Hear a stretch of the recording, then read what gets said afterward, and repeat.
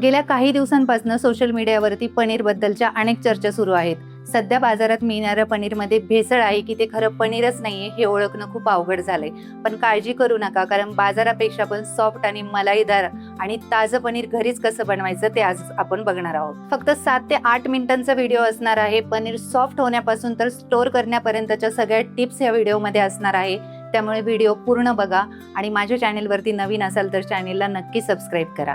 चला तर सुरुवात करूया. पहिले तर आपण कुठलं पनीर बनवणार आहोत ते बघूया. तसे पनीरचे 2 प्रकार असतात, एक साधं पनीर आणि एक मलाईदार पनीर. दोन्हीही पनीरमध्ये काय फरक आहे आणि ते कुठल्या रेसिपीमध्ये वापरलं जातं हे आपण पुढे बघणारच आहोत. पण आज इथे आपण मलाईदार पनीर कसं बनवायचं ते बघणार आहे. त्यासाठी इथे मी 2 लिटर म्हशीचं दूध घेतले. हे दूध एकदम फुल क्रीम दूध आहे.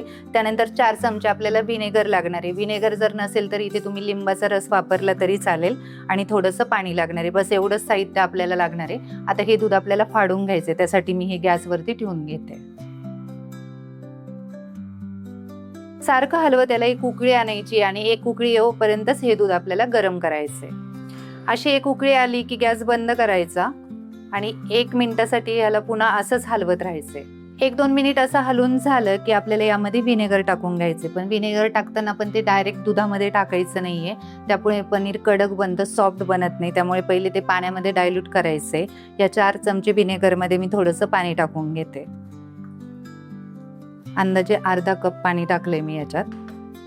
हे एकदा हलवायचं आणि 1-1 चमचा करून आपल्याला ह्या दुधामध्ये टाकून दूध फाडून घ्यायचंय.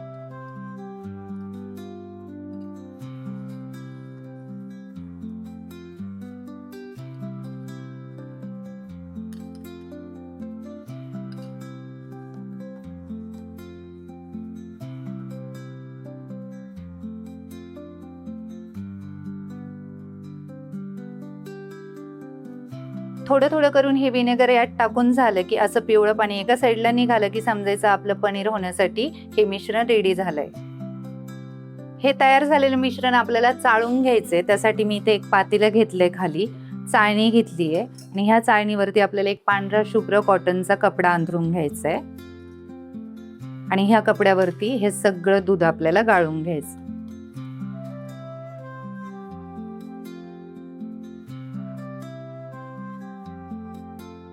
आता या ठिकाणी सगळ्यात महत्त्वाची प्रोसेस करून घ्यायची. त्यासाठी मी इथे पाणी घेतलंय. हे पाणी एकदम थंड आहे. हे थंड पाणी या पनीरवरती टाकून घ्यायचंय, म्हणजे याची कुकिंग प्रोसेस जी असते ती पूर्ण थांबून जाते. आणि थंड पाणी टाकून झालं की हा कपडा आपल्याला सगळा एकसारखा करून घ्यायचा आहे आणि हे पनीर चांगले पिळून घ्यायचंय. ह्याच्यातलं सगळं एक्स्ट्राचं जे पाणी ते काढून टाकायचंय. ह्याचं सगळं पाणी काढून झालं की हे व्यवस्थित फोल्ड करायचं, एका चाळणीमध्ये ठेवायचं,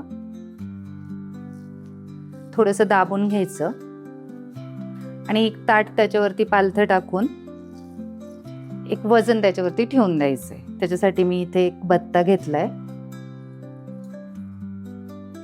अर्ध्या तासासाठी आपल्याला हे असंच ठेवून द्यायचे. अर्ध्या तासापेक्षा कमी पण ठेवायचं नाहीये आणि जास्त पण ठेवायचं नाही, कारण याच्यामध्ये आपल्याला थोडंसं पाणी पण पाहिजे, नाही तर पनीर एकदम कोरडं होऊन जाईल.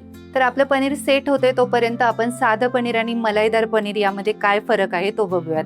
साधं पनीर हे गाईच्या दुधापासून बनवलं जातं आणि मलाईदार पनीर हे फुल क्रीम मिल्कपासून बनवलं जातं. साधं पनीर बनलं की ते थोडंसं कडक असतं आणि मलाईदार पनीर हे थोडंसं सॉफ्ट असतं.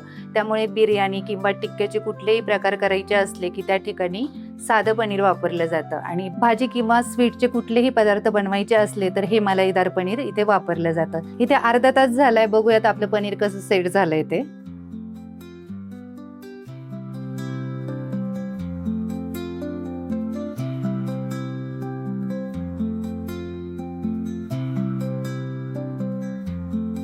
बघा कसं स्लॅब बनवून तयार झालाय. दिसतंय की नाही एकदम डेअरी सारखं पनीर. दिलेल्या टिप्स फॉलो करा, तुमचं पनीर पण सेम असंच बनेल. एवढं छान आणि ताजं पनीर घरीच बनवलं तर बाहेरचं फेक पनीर खायची तुम्हाला गरज पडणार नाही. कट करून बघूयात.